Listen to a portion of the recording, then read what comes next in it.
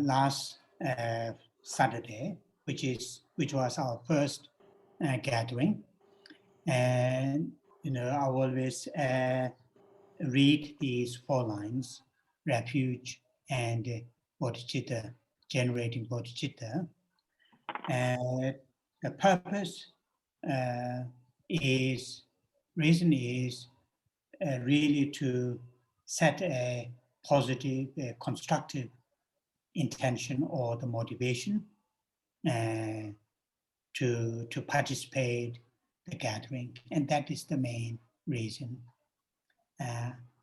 Some of you may know I'm not that keen to participate rituals, and so this is the reading the 4 lines at the beginning of this kind of gathering is, from my point of view, is not a ritual. It is really very much to help us, to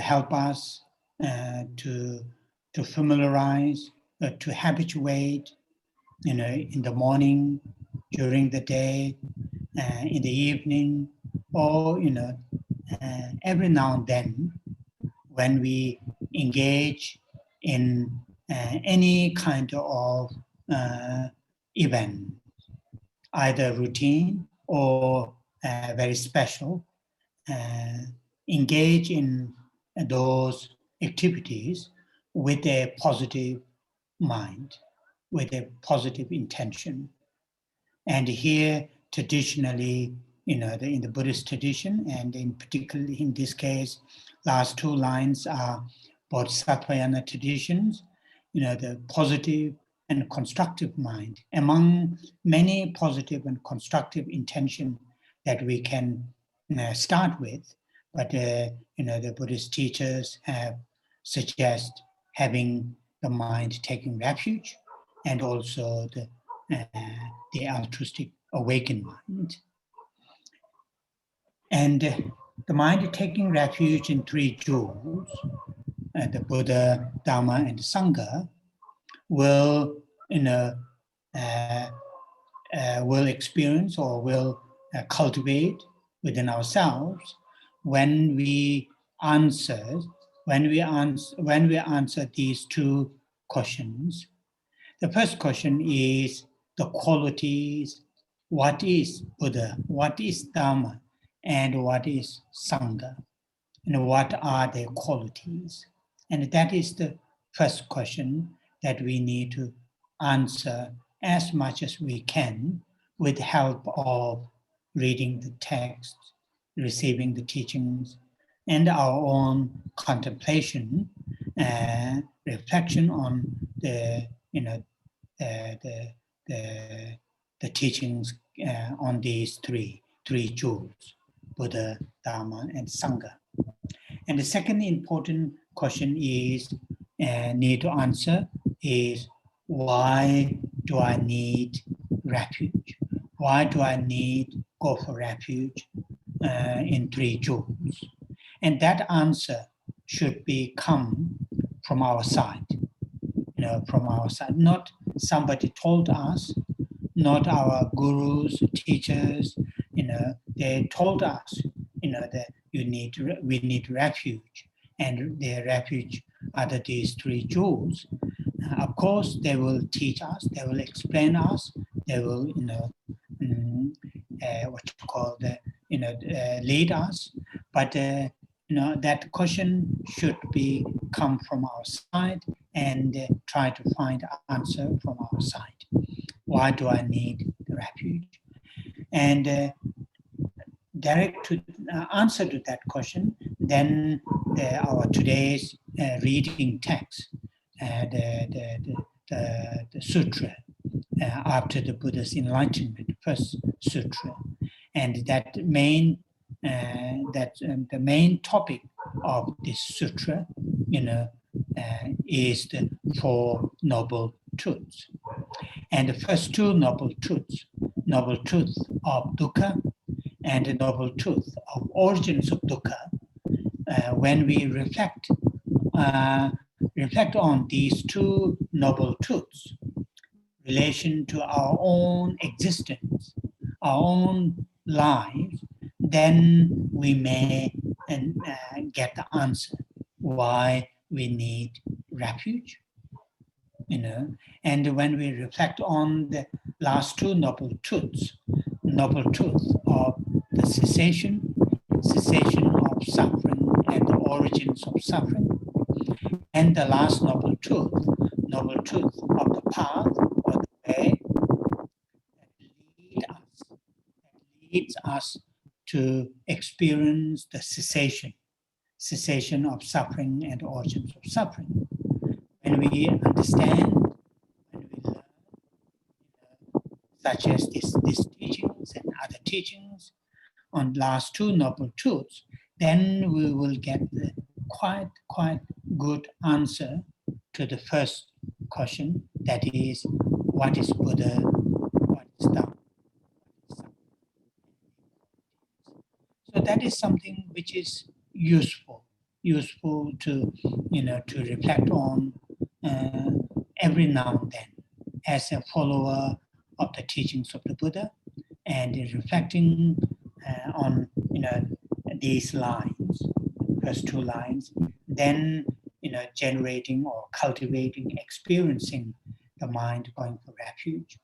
Buddha as one's own teacher or mentor, and his teachings, dhammas, as something to apply in our everyday lives, in our daily lives, to experience, to actualize within ourselves, and the Sangha as spiritual friends, supporters. Sangha, that word culturally refers to ordained monks and nuns, but mainly Sangha, the term refers to the loosely, those people who try to live their lives according to the teachings of the Buddha, and those are the Sangha, and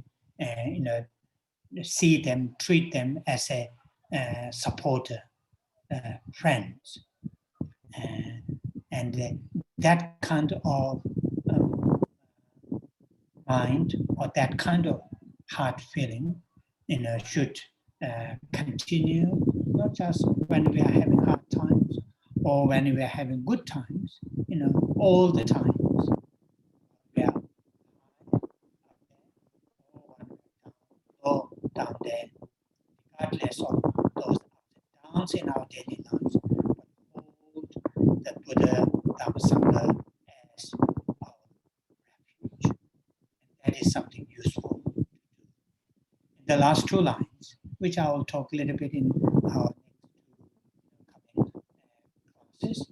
So, last two lines, as a people who follow the Bodhisattva and the teachings, technically called the Mahayana teachings, or better to call Bodhisattva and the teachings, that is the teachings which are emphasize cultivation of the altruistic awakened mind. That is the Bodhisattva and the teachings. So those people then, holding this altruistic mind which genuinely, sincerely cares, concerns well-beings of all living creatures. That includes our loved ones too, but not exclude. Normally, in our usual way of thinking, we only include our loved ones. But in here, nobody is excluded. Everybody, every living creature is included in that strong wish to happiness and the causes of happiness. So that is here. Today's with that we are going to read together those four lines in 3 times. Sanje chöda tsoji chonama la chanjo pado dane japso che dagi jenso jive tsonama Dola Penje Sanje Dopara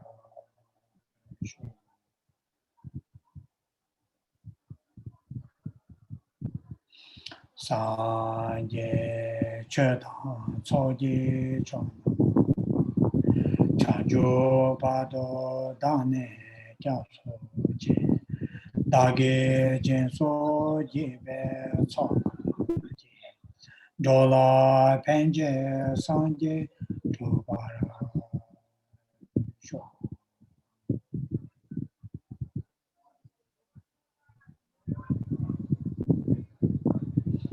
Sanje Chetan Tsoji Chon Chanjo Pardo Dane Gyatso Dage Jenso Jibe Tso Dola Penje Sanje Dobara Sho.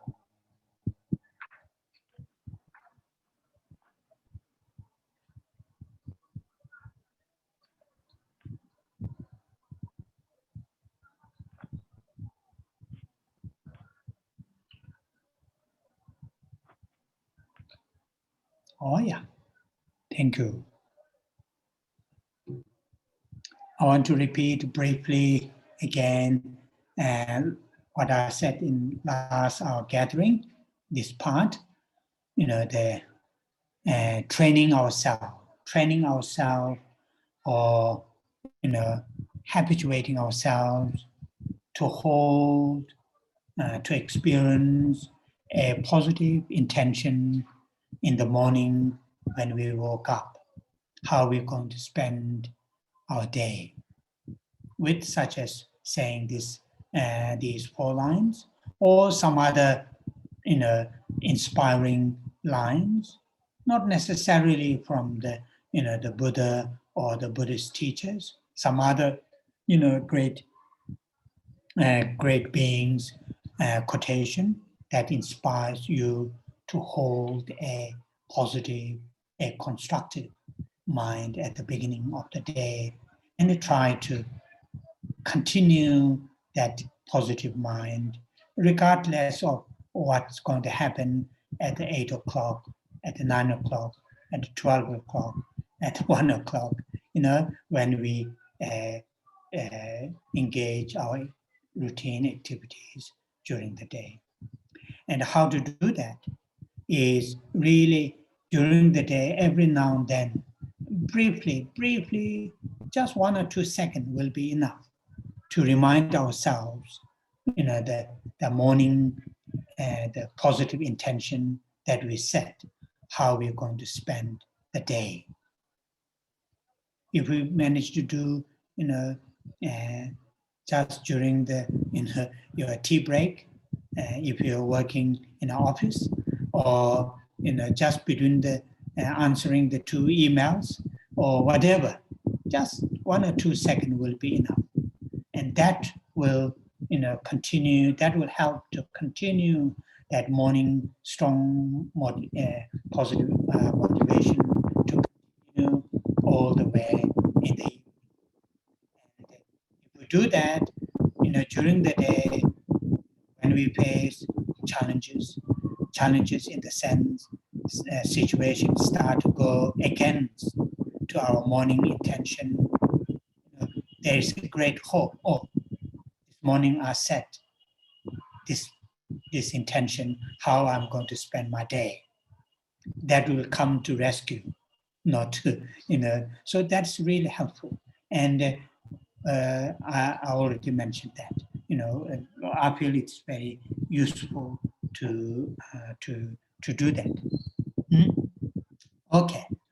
Then another important thing is, once again, I'll repeat, give to ourselves, to give ourselves 5 to 7 minutes, minimum, the maximum, that sort of minutes during the day or in the morning or in the evening, to really build a mental quality, a basic mental quality or mental ability that have this kind of stillness and the clarity.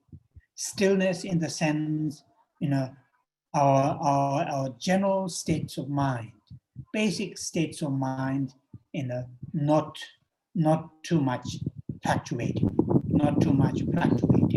due to the external situations.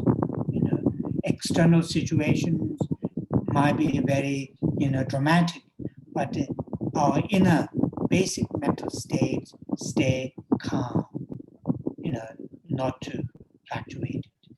And to do that, to have that kind of mental quality, then what we need to do, we need to spend time. We need to invest a little bit of our time. We have 24 hours. So from 24 hours, just to spend, just give 5 to 7 minutes in a regular basis. I'm not saying every day is sometimes difficult. I'm talking about my own experiences, but in a regular basis. But part of, which I usually say, part of as our hobby, not as a part of our commitment, as a part of our hobby. Because in the West, you have this luxury, many people have a hobby, which has a, I usually joke, and some of you already, because know some of these silly jokes, heard again and again. What you call the people spend huge money and lots of time, and including risking their life with their hobby, like climbing in a very risky rock climbing, or other things, because when people engage in their hobby, even though financially it's very costly, life-wise it's very risky, time consumer, painful, fingers are completely worn out, holding on the rock, face of the rock, but still there's a sense of enjoyment, sense of joy, and want to do that. So I thought that is really good to look at our practice, Dhamma practice, as a hobby, not as a commitment.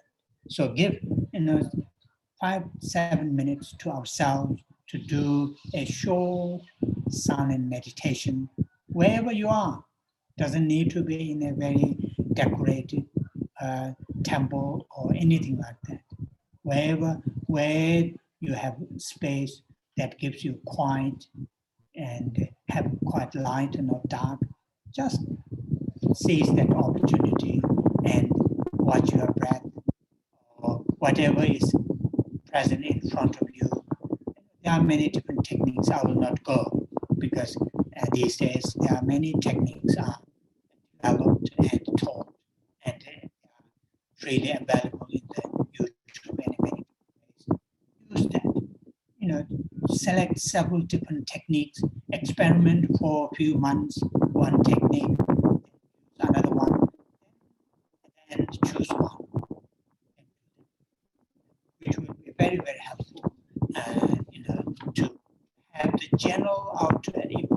If our general state of mind, the basic state of mind is calm, relaxed, and have this kind of quality of stillness, not easily disturbed by the external affairs, then cultivation of other mental qualities won't be that much struggle. That's why in the ancient Indian spiritual tradition, not only Buddhism, not only the Buddhist tradition, many ancient Indian spiritual traditions, when they focus to cultivate inner mental qualities, and they commonly accepted, commonly understood the practice called shamatha.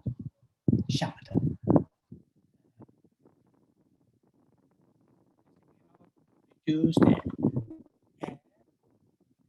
little bit. Anyway, so that is what I would like to say. Now we are going to move to our reading the text itself. So last Saturday, we finished first paragraph, which explained the, what you call the background of the text, the where, to whom, and specifically which place, and so forth. And that is the first short paragraph. Then also we read the second paragraph which starts saying bhikkhus, those two extremes, which are explained a little bit detail on what are those two extremes. And that is really something useful. Quite often, I think it might be the Indian masters, the tradition or the way of leading the followers. Quite often, they talk about to whom the teaching or the text will be benefited. What kind of people that, or in particularly mental, the what you call the attitude will be benefited. For example, there's a nice verse at the beginning of the Pramanavattika, Pramanavattika, the text written by Dhammakirti, 7th or 7th century Buddhist logic and epistemology. Very, very beautiful text and important text. And soon after paying homage, then there's a long, nice verse, talking about to whom his text will be benefited. And there he said, the people who have, the like a seminary, he said, my text will be not benefited to the great, to many people. I'm writing, and then he continues, people who have this kind of mental state, this text will be not benefited. So I'm writing this text myself to familiarize with the subject or with the topics that I'm going to write, and also to seminary lecture. I'm very pleased to write this text just to familiarize the topics. So these are the culture, and this is also here the Buddhist, why he said those two extremes should be abandoned or should be not there when because these two extremes will cause the problems, and he lists the problems, which we saw that in the then without veering towards either of these two extremes. So not following or not sort of abiding, not living in these two extremes, Tathagata or the Buddha has awakened the middle way. So this is what we have saw last time, and here those 5 things that happen to the Buddha. That's why I said a middle way awaken. What are those awakened middle way, which gives rise to vision. So this we already explained, but I said I will explain a little bit what are those 5 in terms of the technical, particularly in the Bodhisattva and the teachings. And technically they are called 5 parts, which I mentioned that I list those 5 parts. That is part of meditation, part of accumulation, and accumulation in the sense, the practitioner, he or she is gathering. He or she is gathering the right sort of mental attitude, right, the sort of information, the right activities to enter into the journey to attain enlightenment. And that is the term, the accumulation. I guess these are translated directly from Sanskrit. That's the first one here, which gives rise to vision. That vision part of accumulation. Now, second, which gives rise to knowledge, and here the part of preparation. Part of preparation, or gives rise to knowledge during that stage. If we use as a stage, during the second stage, after the accumulation, then the second stage, the practitioner is really preparing to have the direct understanding, direct realization of the in the Bodhisattva inner teaching, direct realization of emptiness, or in the generally direct realization of selflessness. And he says gives rise to knowledge in the sense, I'll keep it simple. Then the next one, which leads to peace, which is the third stage. At that level, when the practitioner, through the preparation in the second stage, when the practitioner realizes, he or she realizes the emptiness, shunyata, or selflessness, there's a tremendous sense of peace in that state.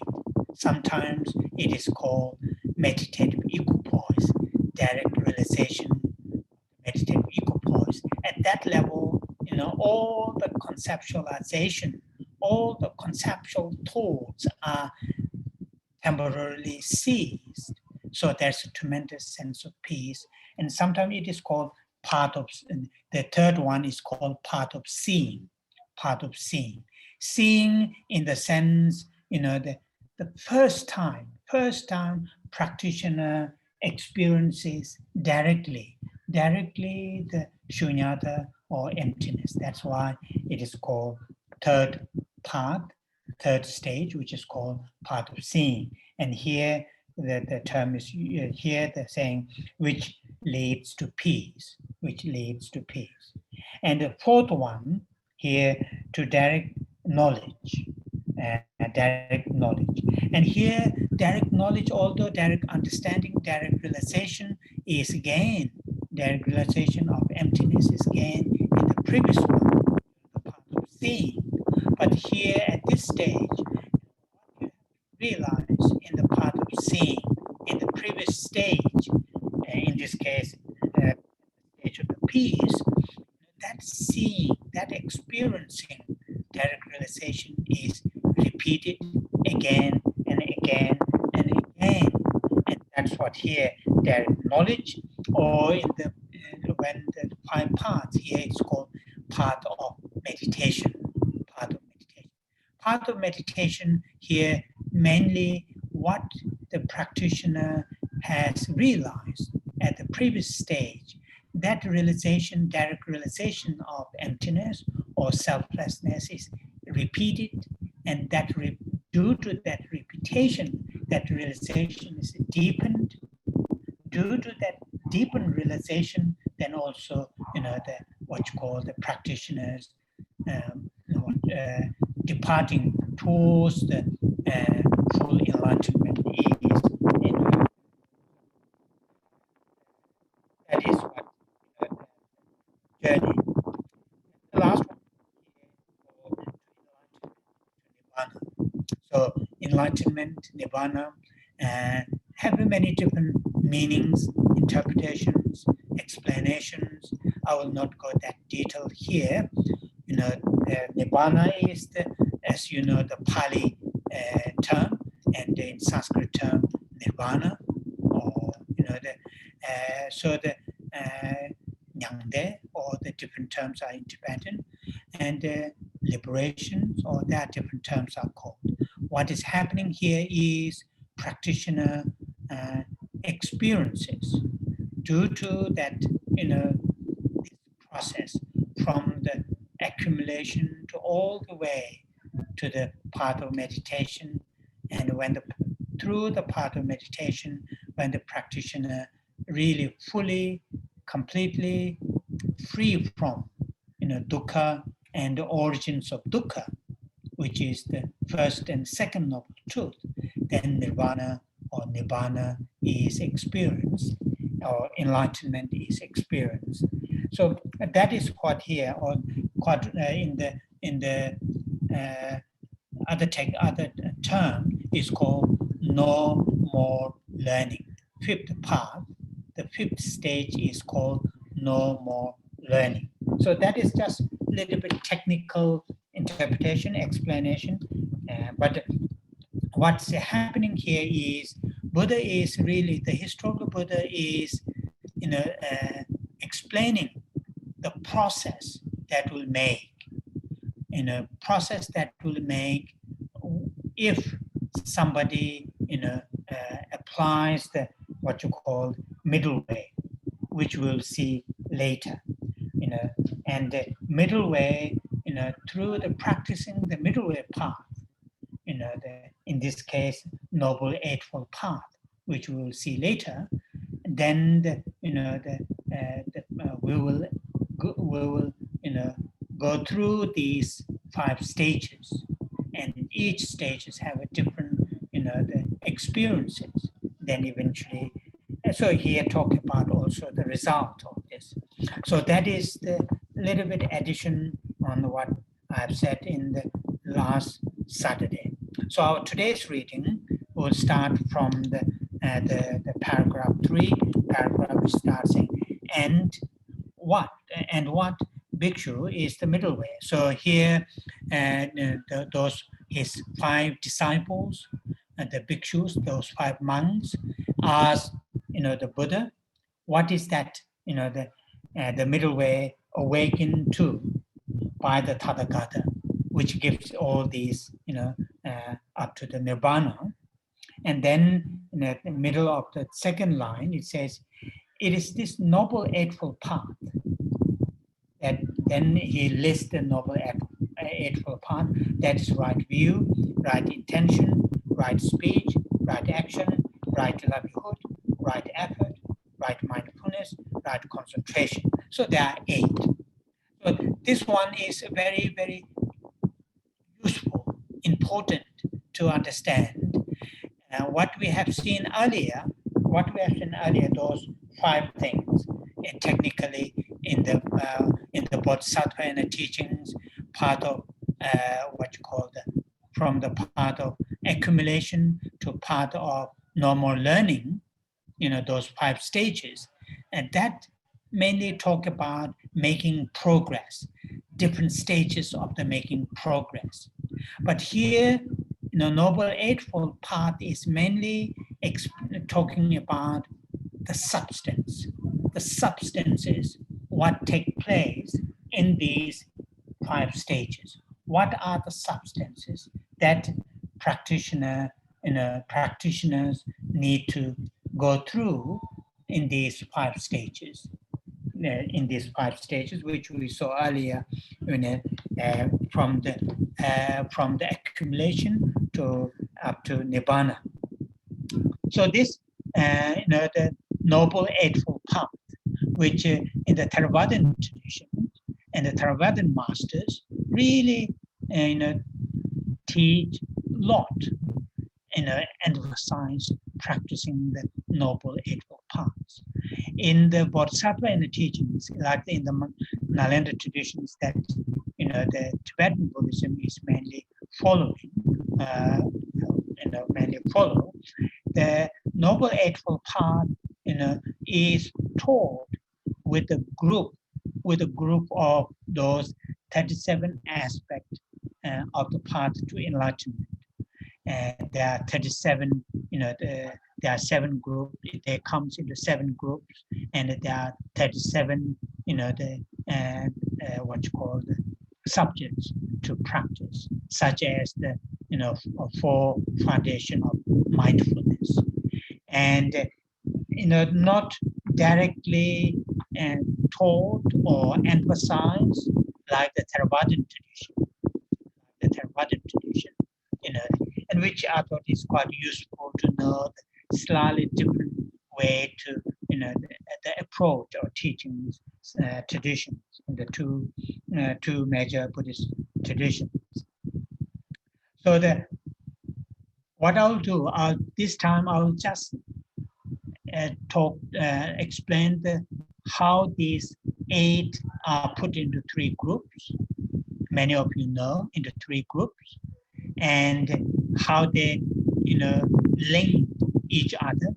And we will look at a little bit detail each one, all the Noble Eightfold Paths when we talk about the 4th Noble Truth, which is the explanation of the Noble Eightfold Path. So at this stage, I will just explain putting into these Noble Eightfold Path into 3 groups, which many of you know. In case if there are new people, sometimes difficult to hold, what you call the list of 8, sometimes difficult. So, and if you reduce the list from 8 to 3, maybe easier. So that is also another list that you will see, in the Buddhist traditions. And so these are what we technically call 3 trainings. 3 trainings. Labasum, 3 trainings. The 3 trainings. And actually, entire Buddhist teachings, which in Tibetan tradition there are 108 volumes, that translated from Sanskrit into Tibetan, and attributed as a teachings of the historical Buddha. And the entire that 108 volumes are put into these 3 categories, which is not unique in Tibetan tradition. In the Theravadan tradition also, it is the tradition put entire the teachings of the Buddha put into those 3 categories. Although the numbers might be different in the Tibetan tradition and in the Theravadan tradition, volumes, numbers of the volumes, but putting into those 3 categories, and sometimes translated in English called the 3 baskets, and denusum in Tibetan, and denusum. So if we say the 3 baskets, the Vinaya, Abhidhamma, and wisdom. So the Vinaya text, that group of the teachings called Vinaya basket, the Vedana, that is all those texts, explain the monastic code of conduct, all the rules and the regulations that different stages in your monastic life, and all those teachings are in that basket, which is called the Vinaya basket, or Dhamma in Tibet. And with that, in terms of the training of ethics, or training of morality, or training of ethics. So out of 3 trainings, that is the first training, the training of ethics. Then the second basket, now we are looking at back to the text. Second basket is Dodeden. Dodeden. It is called Sutra, basket of Sutra. That really, teach the what you call the wisdom. Is that or concentration?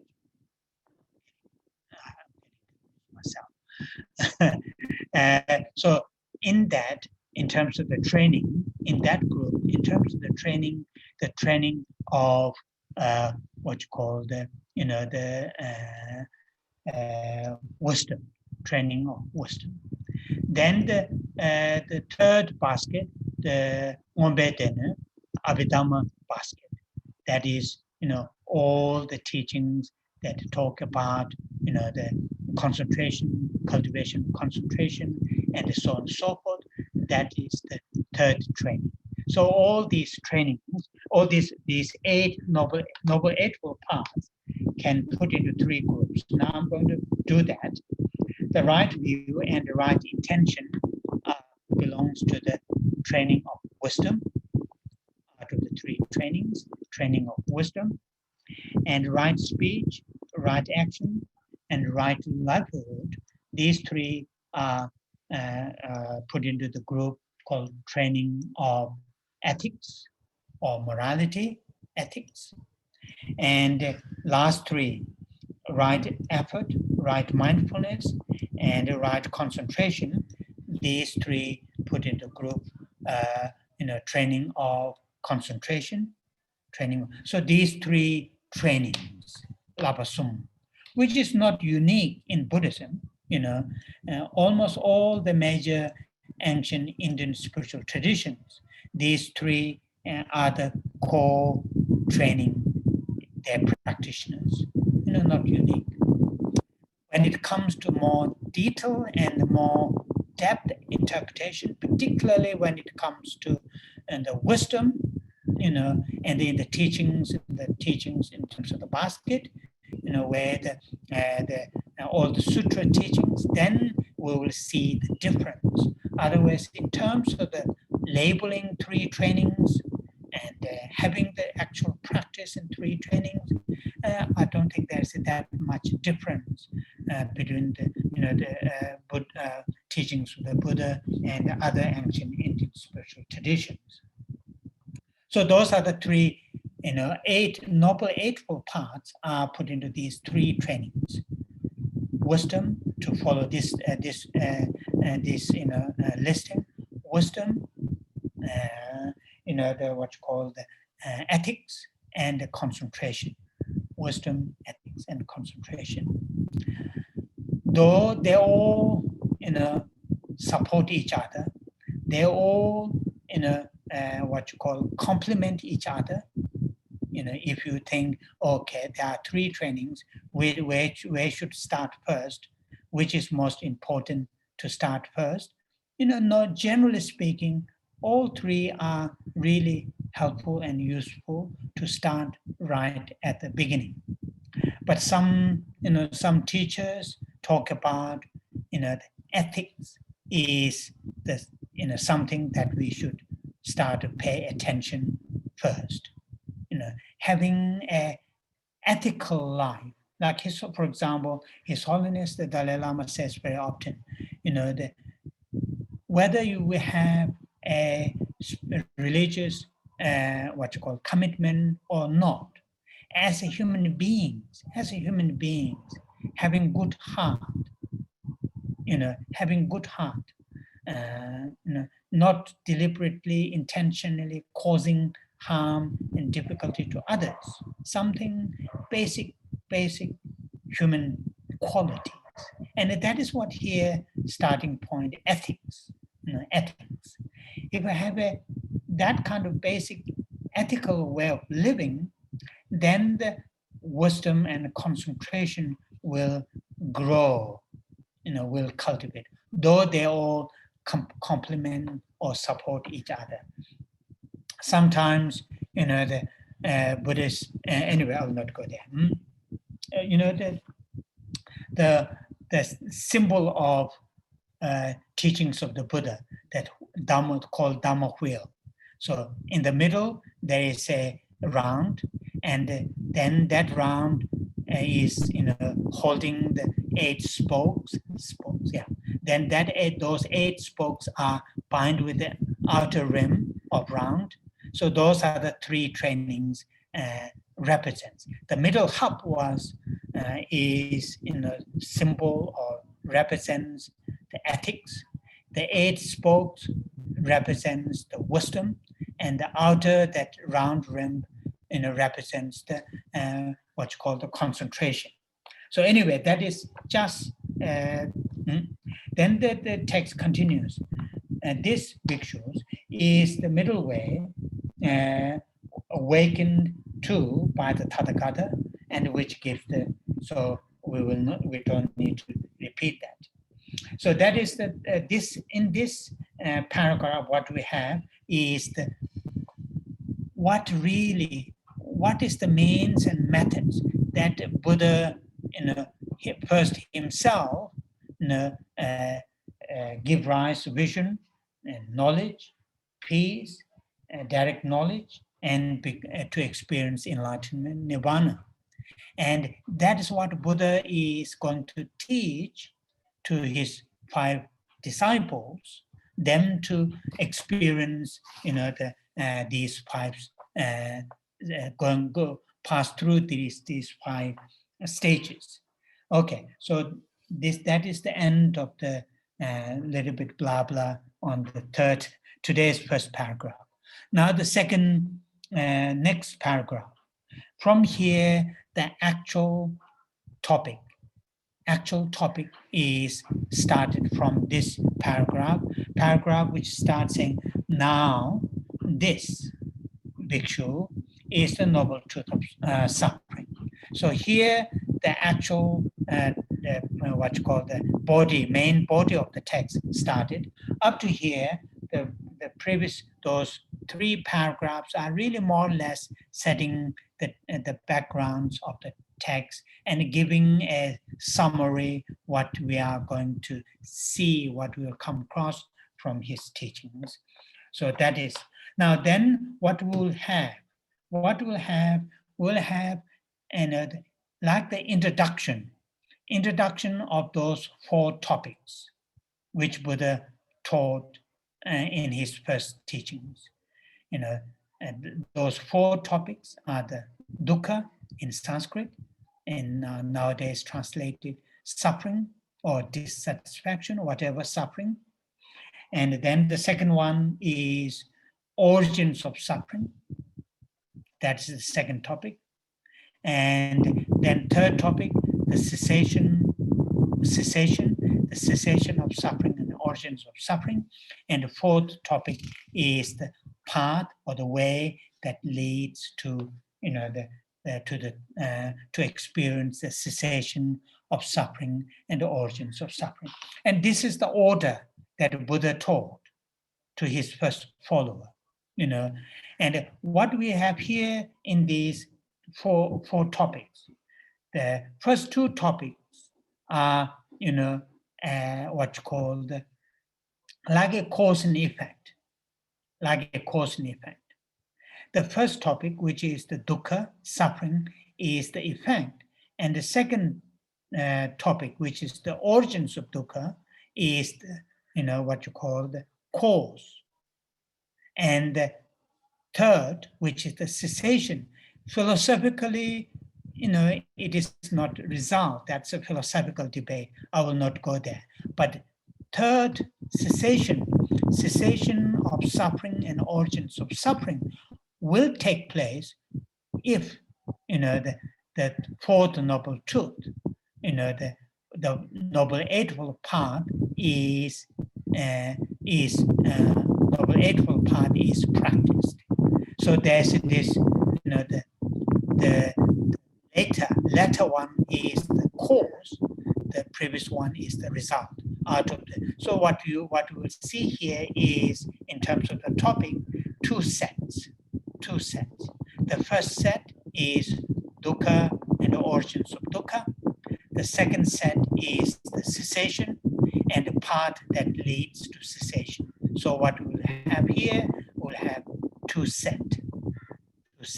And these 2 sets, the first set is, if we closely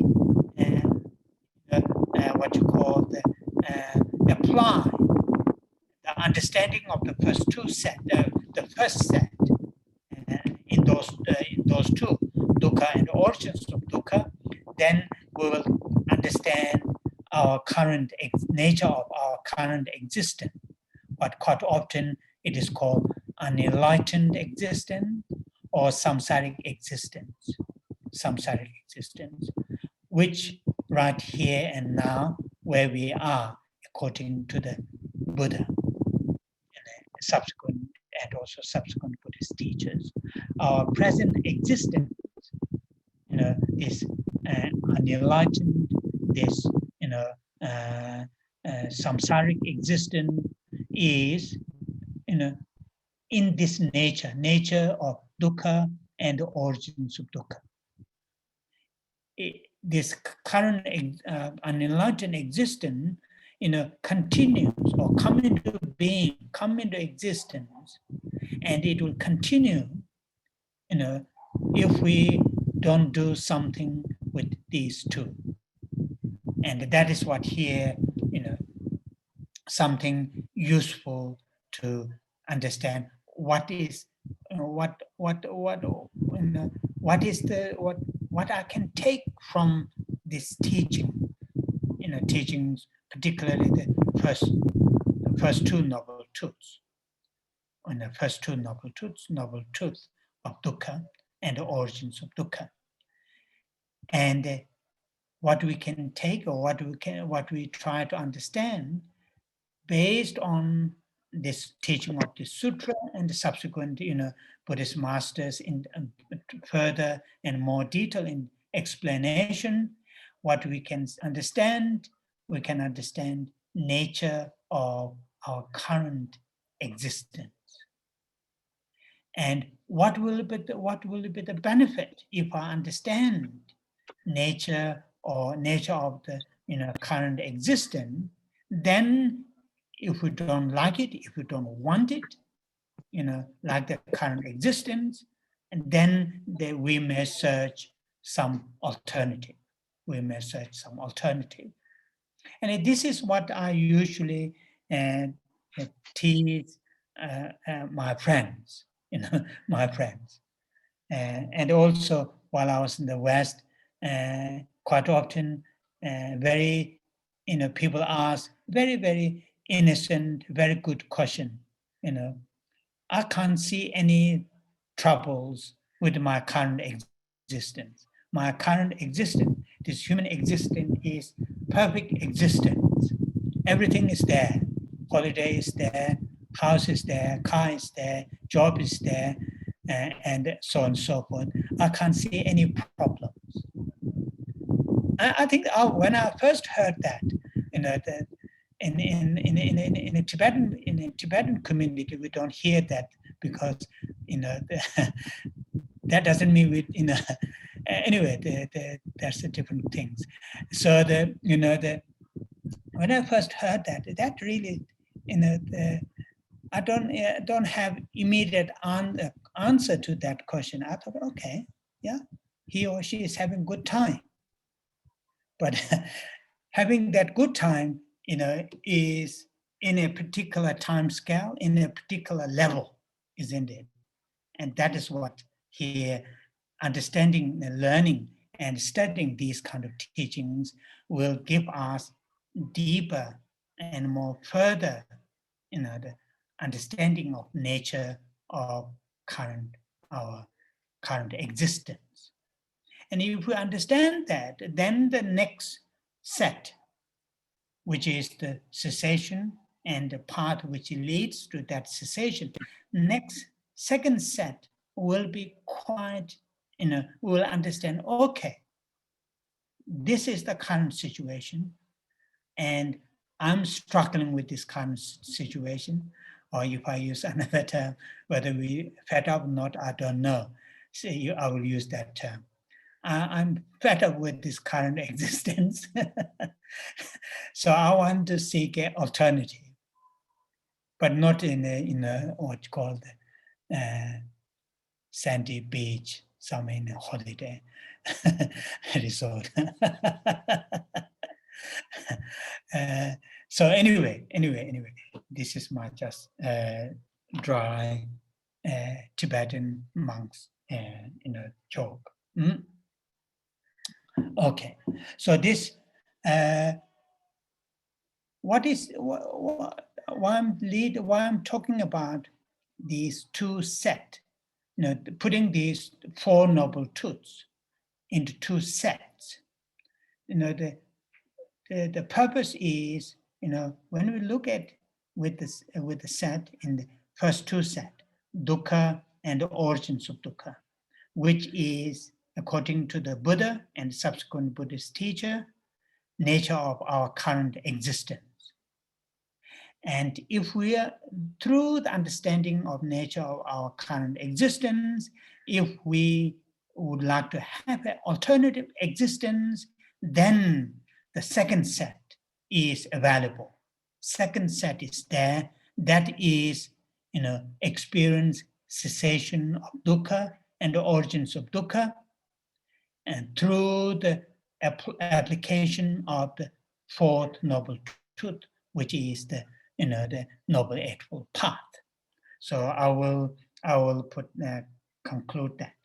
So then another point: why Buddha taught? Why Buddha taught in this what's called the reverse order, instead of saying first cause, then talk about the result, like the first set, first to talk the origins of dukkha, then to say the consequences of the origins, and to the second set, first to say, explained in the path which leads to cessation, then talk about the cessation, in general order, coming into being, coming into existence. First come the cause or causes, then the result.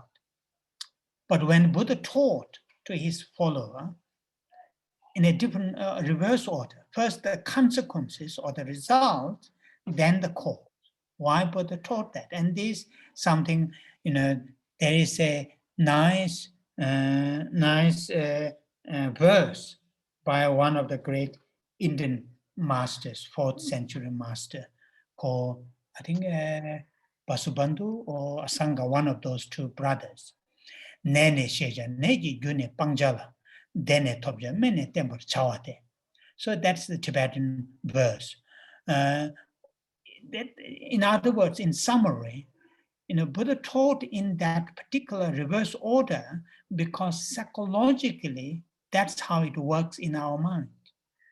In our mind, when we see, when we understand there is a problem, then we will search the causes, where the problem is coming from.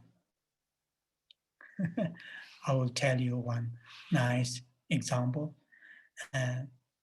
It took long time to find the causes, but it is not this kind of deep difficulty. It is talking about, when I was in London, before I moved to a flat, I lived in Jamyang Buddhist Center quite some time, maybe more than 15, 16 years. And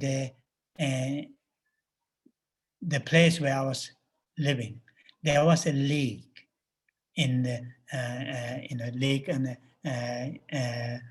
what you call in ceiling. And that building is a very old building. Some of you have been there. No, that is Victorian courthouse. So it is old building, and so very difficult to do the proper renovation. It costs a lot, and it is listed building. They can't do that much. So I can see, and the manager can see, the director can see there is a leak, but we don't know where it's coming from, because all these pipes are hidden behind the ceiling, so we don't know. So that is psychological. When we see the what you call the challenges, difficulties, then psychologically, people, generally speaking, people will search where the causes are, and this is what the order Buddha had given in this particular order, because of psychologically how our minds work. But some other teachings, some other cases, Buddha taught according to the the general, the cause and the result in that fashion. And that is something quite useful to understand. Okay. Now, then before I move, I want to say this. Why it is called Noble Truth? Each subject is called Noble Truth. Noble Truth of Dukkha, Noble Truth of origins of Dukkha, Noble Truth of cessation, and the Noble Truth of path which leads to cessation. Why it is called Noble Truth? In Tibetan, Pakpe Demba. Pakpe Demba. Pakpa has here the meaning of saying advanced, or sometimes is called superior. I prefer to use advanced. Advanced in the sense the understanding of these four subjects. Some certain people, get a high advanced understanding of nature of these four topics.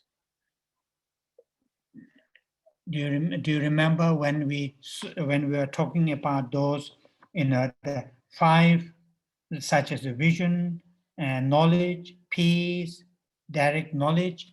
When we are talking about that, reading, I explain, in the Bodhisattva in the teachings, may say the part of accumulation, preparation, seeing, meditation, and the normal learning. So people who reach at the third, which is part of seeing, in this case, in the text, which leads to peace. When practitioner reach at that stage, part of seeing, third stage, these people have realized emptiness, selflessness, shunyata directly. And these beings are in Tibetan called Pakpe Kangsa, beings or living beings, or the practitioners who got advanced knowledge. Advanced because they have realized emptiness directly, directly. So noble in that those beings, those people who have advanced knowledge, and then it's called truth. Truth to those people see these four topics, four subjects as they are. Therefore, it's called truth, noble truth. First noble truth, which is dukkha, those advanced practitioners see the dukkha or see the dukkha, understand the dukkha as it is. Therefore, truth, noble truth. For many of us, who haven't realized emptiness directly, haven't realized selflessness directly, we don't see, the dukkha as it is fully and completely. We do not see the origins of dukkha, the second noble truth, don't see as it is fully and completely. So and so the third and the fourth noble truth. So noble truth, the term noble refers to those advanced beings, advanced in the sense who have realized emptiness directly. To those people, these four topics, they realize as they are. Therefore, it is called the noble truth. So that is one thing.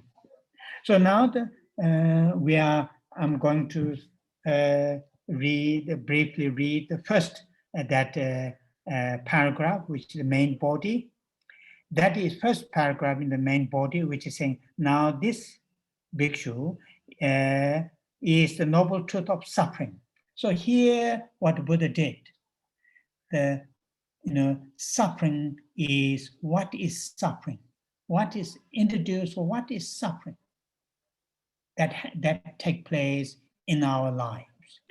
And here he put list. Birth is suffering, aging is suffering, illness is suffering, death is suffering. That is what normally, that mark these four mark our lives.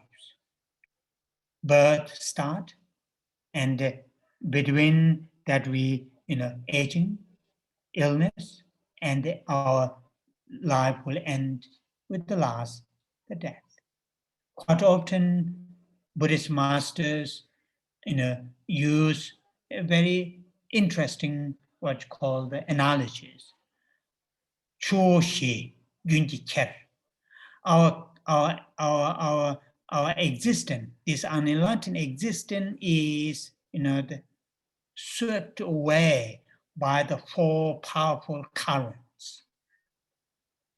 Four powerful currents. We ourselves hardly have any choice.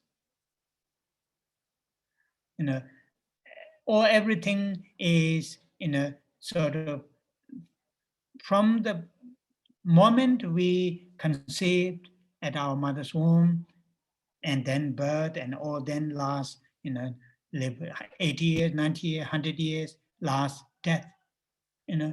These four things are happening, continuing. And, although we are only aware of our birth, when we celebrate our birthday, normally we don't reflect on, or we don't think about, or illness, only when we have a serious illness, and aging, only we see gray hairs or lots of wrinkles, and the death, even, that tomorrow is going to die, still we hold our, nails on the, hoping another week or month.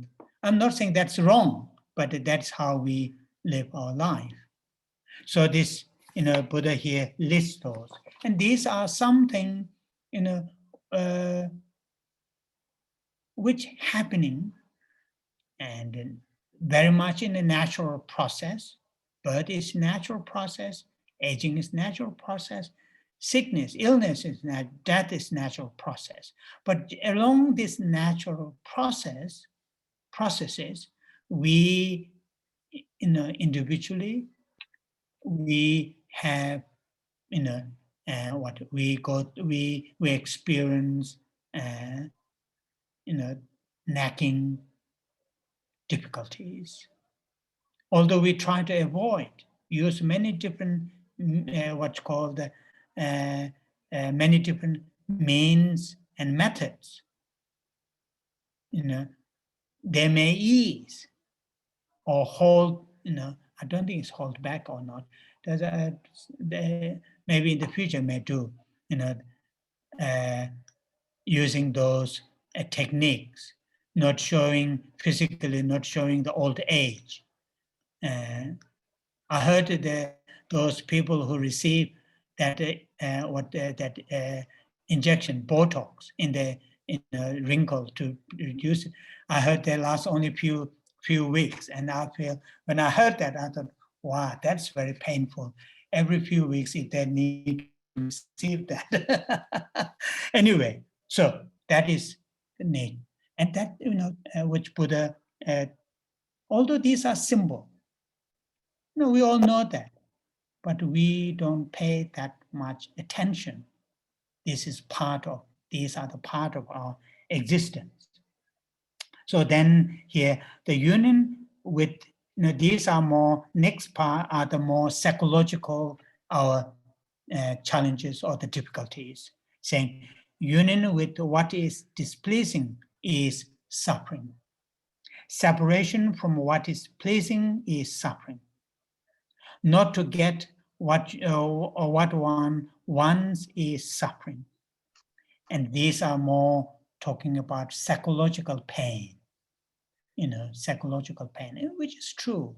These are very, very nagging, constant, deep sort of, underlying suffering, difficult mental difficulties, the mental difficulties. And Buddha is really just pointing, and then the in brave, and that part is important. In brave, the five aggregates subject to clinging are suffering.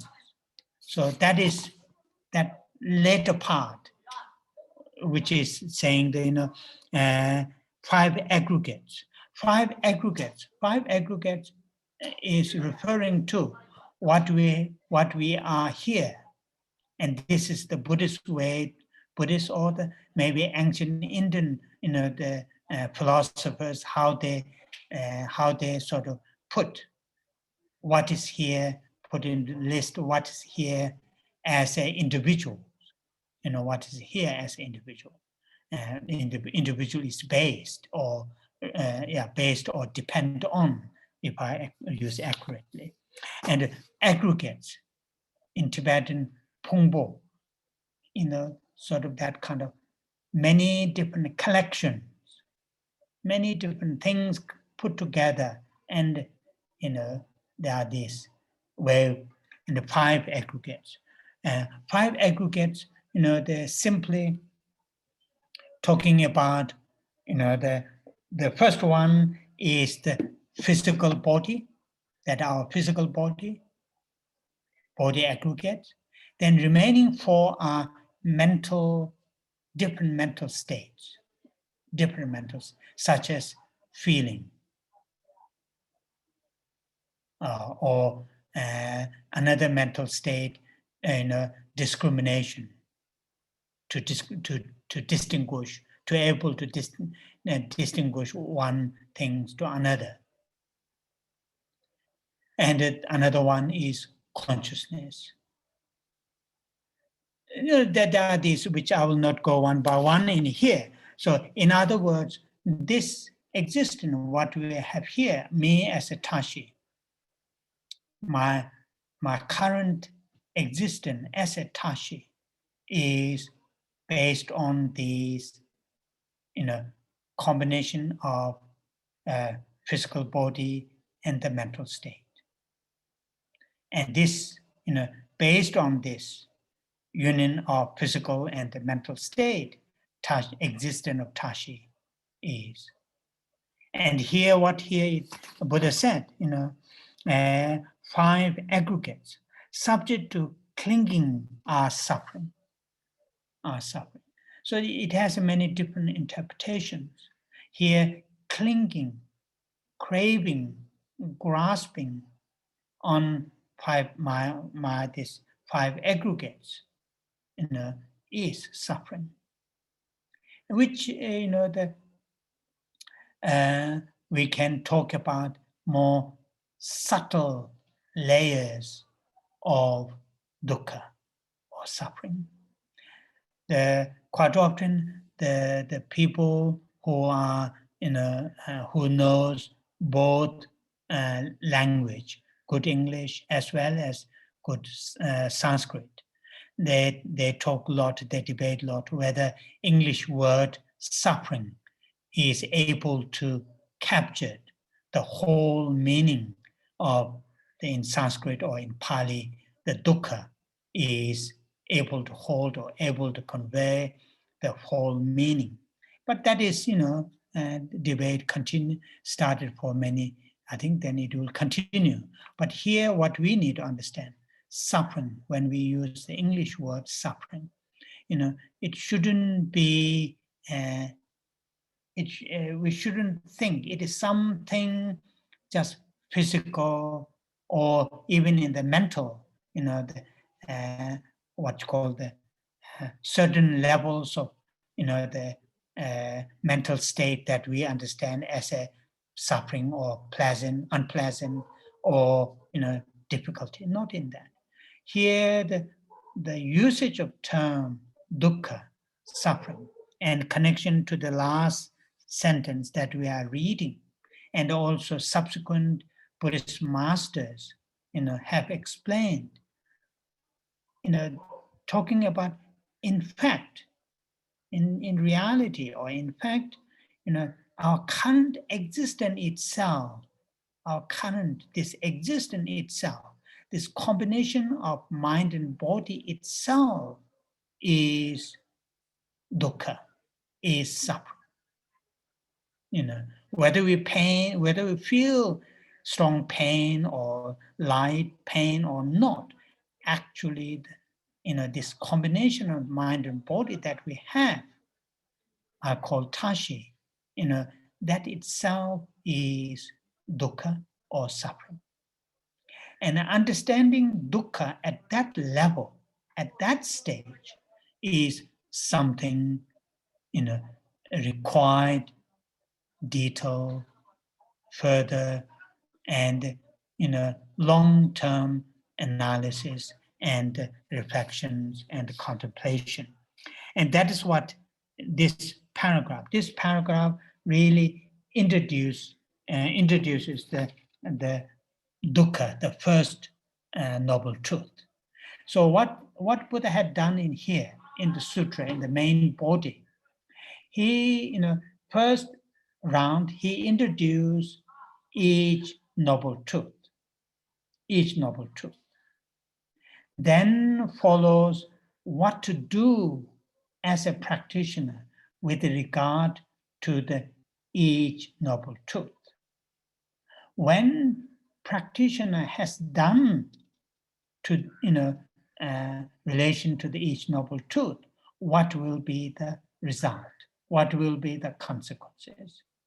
And that there is this going around, sometime in Lensum, the Namdang Chungni, in Tibetan is called, in the 3-round Lensum, 3 rounds, Namdang Chungni, in the 12 aspects. 12 aspects refers to each noble truth is explained in 3 times. First, introduction, what is noble truth of dukkha. Second is with regard to the noble truth of dukkha, what we should do. And the third is with regard to after interacting, after understanding the noble truth of dukkha, what will be the consequences. And same to the second, third, and fourth, there will be 12.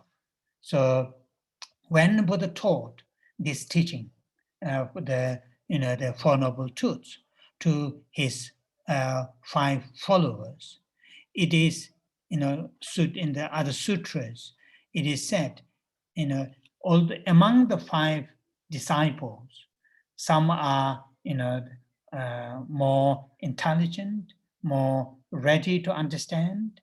Some are, little bit sort of not that fast. So each round is given. Then the second round and the third round and the fourth round.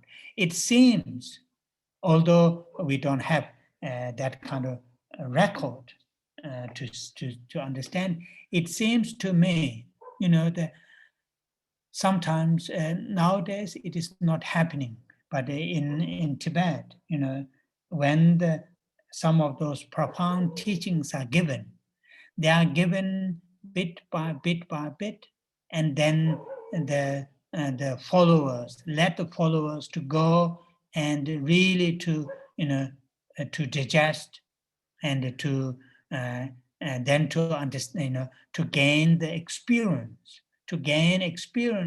from the teaching, then come back and to share your experience to the master, and the master will edit if there's some the mistaken in the practice, in the realization, in the experience, and explain that.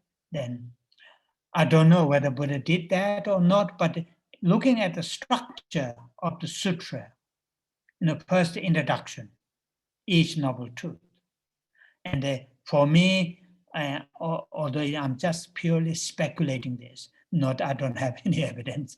For me, it seems first Buddha introduced, noble truth of dukkha to his 5 followers, saying these are the dukkha. Now go, and then taught about what to do with regard to the noble truth of the dukkha, and so forth. That's my speculation. So now we are going to look at the second, which is the introduction to the second noble truth. Second noble truth. Here it says is now is bhikshu. This bhikshu is the noble truth of origins of dukkha. Origins of dukkha. It is this craving which leads to renewed existence, accompanied by delight and lust, seeking delight here and there.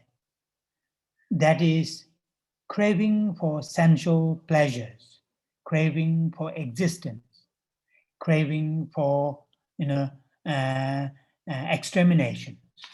So this is not easy to understand. The second noble truth, the origins of dukkha, where the suffering are coming from.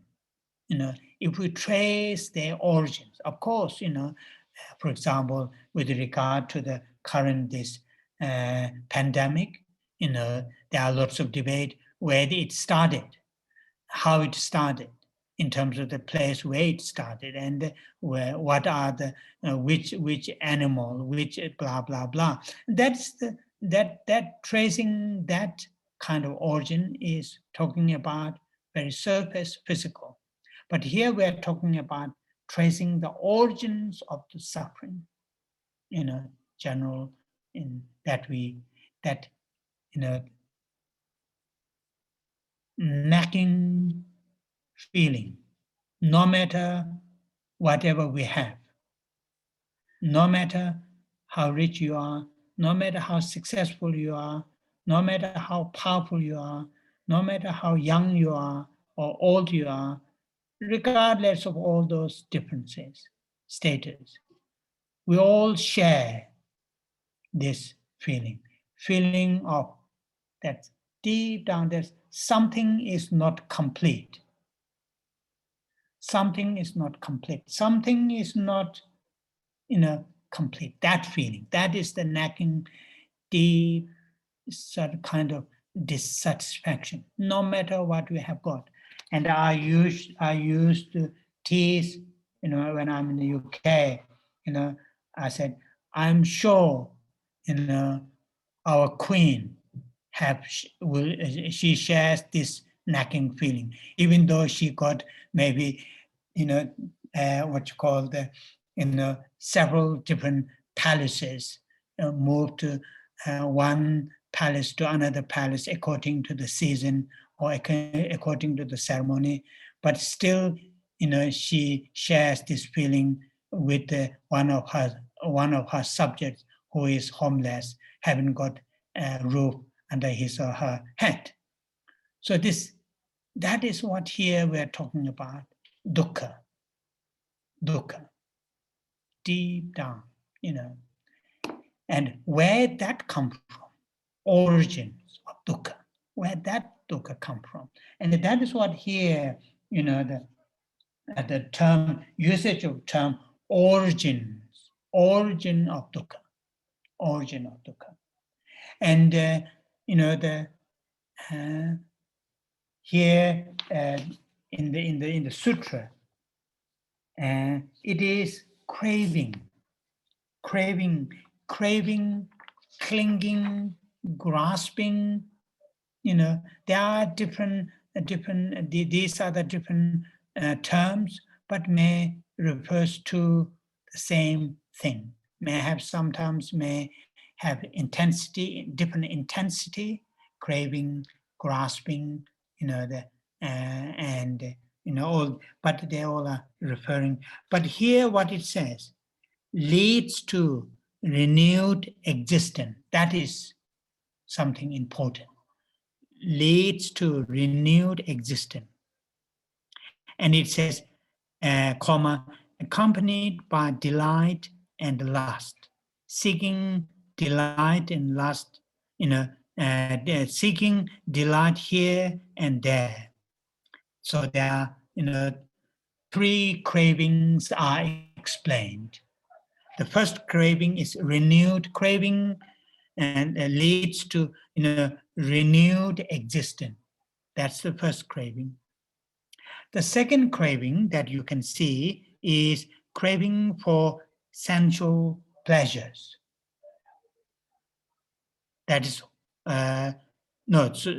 sorry, I'm moving. The second craving is craving for existence. That's the second craving that we need to talk. And the third craving is craving for exterminations. So those are the three cravings that in Tibetan is called Döpa. Döpa, literally it is desire, three desires for existence, and so on and so forth. So that is something which we are going to talk a little bit detail in the next week. Okay. Shall we stop here and say the dedication? And the next week, now I have said quite a lot, blah, blah, blah. If you have questions, why don't you have, write down and send to the organizers? And next week we'll have a question and answer session. Okay, so now shall we have dedication?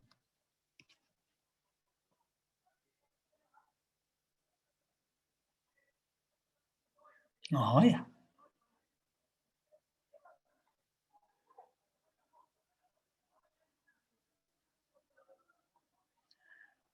Kare rave korve shengama de pendan dewa malu jungwe ne jere sewa tenzin jazo yi shabe side pado tenjuro che.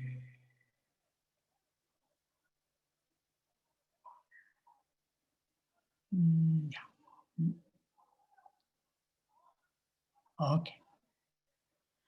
You who uphold the subject of moral way, who serve as the bountiful bearer of all, sustaining, preserving, and spreading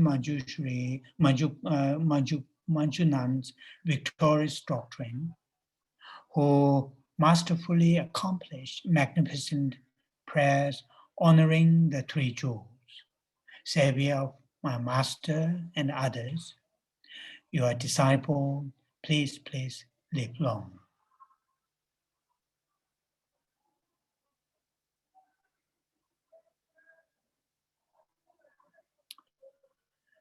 Chanjo Samjo Rinpoche, Maje Panama Jejuro Je, Jeba Nyamba Meba Yang, Kongne Kongdu Pewara Sho.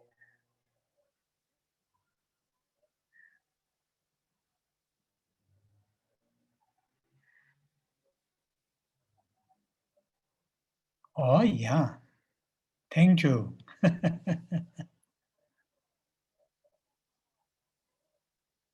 Oh yeah. I will see you next Saturday. And have a good day. I was told in Australia and also in America to say have a good day.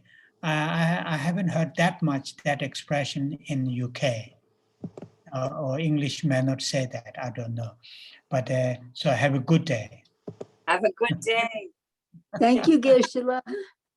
Thank you. Thank you. So much, Geshe-la. Thank you. Thank you, Good Geshe-la. night.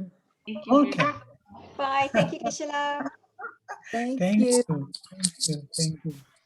Oh, Thank yeah. you, Geshe-la. See you next week. Bye-bye. Yeah.